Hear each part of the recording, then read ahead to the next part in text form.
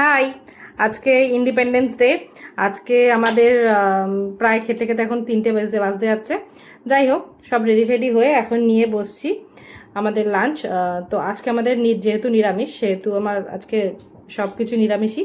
তো আমি শেয়ার করে নিচ্ছি তোমাদের সাথে আজকে আমি কি কি লাঞ্চে বানালাম।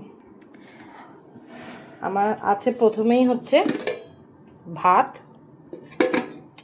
তার সাথে হচ্ছে শশা হিসাবে স্যালাড নিয়েছি, তার সাথে কাঁকরোল ভাজা। আজকে করেছি আমি হচ্ছে ঝিঙে আলু দিয়ে পোস্ত, একটু ঝোল করে ভাতের সাথে খাওয়ার জন্য। আর প্রথমেই যেটা আমার দেখানো উচিত ছিল সেটা হচ্ছে উচ্ছে ভাজা করেছি, উচ্ছে আলু দিয়ে ভেজেছি। আর হচ্ছে প্রথম পাতে খাওয়ার, যেহেতু পোস্ত বেটেছি ওর জন্য একটু পোস্ত বাটা রেখেওছি। আর করেছি মুগের ডাল ঘন করে টমেটো দিয়ে। আর তার সাথে ডালের সাথে খাওয়ার কাঁকরোল ভাজার সাথে আছে পাঁপড় ভাজাও।